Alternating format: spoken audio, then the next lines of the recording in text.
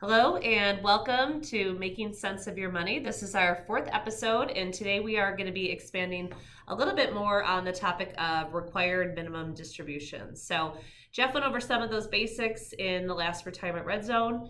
Again, the big number for that is for required distributions is 72. And why we have to take them is, remember, this is all pre-tax money. So it's been able to grow and accumulate, and eventually Uncle Sam wants to see some of those dollars back for taxes while we're still here. So getting into some of those mistakes, and we'll talk about some of the things that you can look out for to make sure that you don't do. The first thing we're going to talk about is aggregating RMDs between different registrations. So what does that mean? We have a client that retires at 72, right? They have their 401k at work. They maybe have a 403b from a previous employer, and they have their traditional IRA. So the first year they want to take their RMD, because they're 72 in this example, they want to take it all from their 401k. Are they able to do that? Are they able to aggregate and take it all from one account? How does that work? No. So one of the first required minimum distribution mistakes that we're going to talk about today is aggregating among accounts. So many people think, hey, it's all my money, it's all pre-tax, I'm just going to take it from whichever account I want, right? If I need to take $10,000 from each one, let's say, I'm going to take $30,000 from just one and make it easy. Well, unfortunately, you can't if they're all different registrations. So in your example that you mentioned, you said a 401k, a 403b, and an IRA.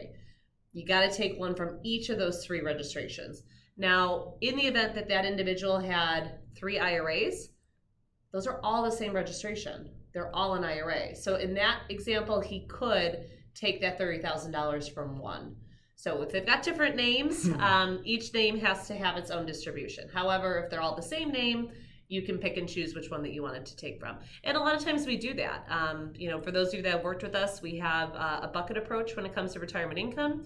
So you may have multiple IRAs when you retire, and that required distribution most likely will be just coming from one of those at any given point. Cool.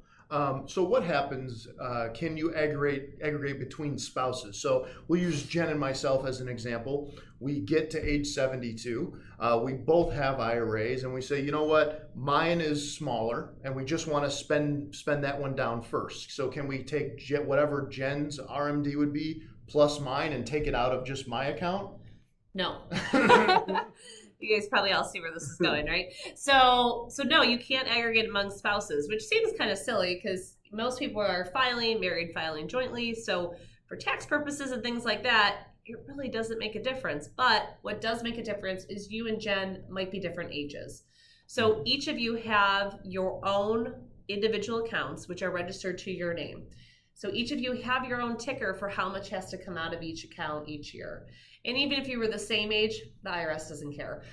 They're going to want to see that you fulfilled your own and Jen fulfilled her own. So make sure that as spouses, when you're doing that planning, that you are looking just at all of the accounts under your Social Security number, and then your spouse, all the accounts under their Social Security number. So what happens then? You get to age 72 and you forget. You don't take out your RMD, and all of a sudden you get to age 74 and you say, oh no, I've never taken out an RMD. What happens then? Yeah, this definitely happens. Yep. I mean, Jeff and I have run across it over the years for sure. Where the first time we meet a client, we're looking at their statement and we don't see any distributions that have come out, and we know that they're in their 70s. And our first question is, well, is there maybe another account that they're taking out of, right? Again, if you have multiple IRAs, you don't have to be taking from that, but that's not always the case. A lot of times, people just didn't know about a required distribution, right? There's no class that you take as an adult that unfortunately teaches you these things. So if you don't take out your required distribution, remember that the penalty is 50% if and when that catches up to you. So 50, big number. So you definitely don't want to just do nothing, right? So what you can do is, what we would encourage you to do is what I should say is we would encourage you to speak with your accountant first and foremost. Yes. Let them know what happened and let them know that the dollar amount that needed to come out for the years that you missed. From there, your accountant will be able to work with you. And basically there's a letter that can be produced to go to the IRS to say, hey, I knew about the required distribution. Unfortunately, I forgot. I failed to take it. I would like to take it now, and I'm doing so in this calendar year. Your accountant then will be able to give you an idea of how much tax needs to be withheld, especially if it's a hefty sum. And then we would be able to help you and make sure that we get that processed. And then going forward, like the biggest thing that we work with our clients is as they're preparing for that stage of when that required distribution needs to come out, is making sure that we have a form on file so that every single year that required distribution can get automatically done for them, so that we don't ever have that problem. So more of the story, don't forget to take your RMD. Yeah, exactly.